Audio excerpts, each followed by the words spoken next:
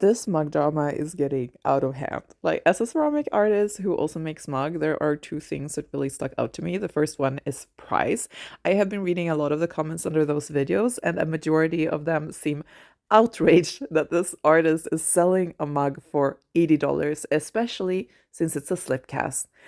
I feel like there are so many things to unpack here, but I'm gonna start with the price outright. $80 for a handmade mug with hand painted details is nothing, even if it's made from a mold. Ceramic materials and the cost of a studio, whether it's your own or you rent a space somewhere else, is costly. Buying or making mold is a risky investment. Pouring and trimming a slipcast piece takes effort. The hand painted details take skill and time.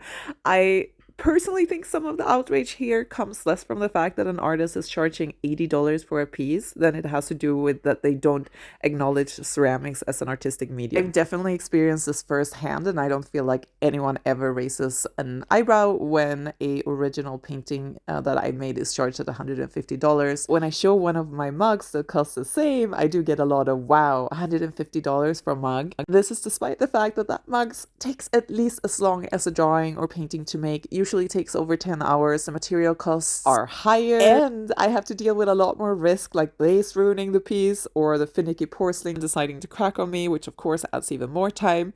So if you are raging over the price of an $80 handmade mug, that is absolutely wild. I unfortunately think it reflects an attitude towards ceramics as a medium, which is like so not a vibe, especially since like we are predominantly women in the space. As a ceramic artist, it's just very discouraging to see.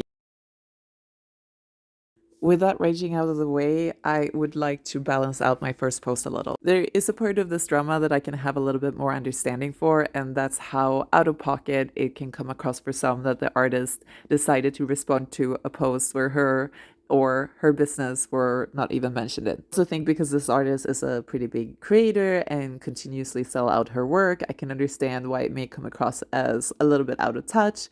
But I do also understand the feeling that you want to defend your work or your prices.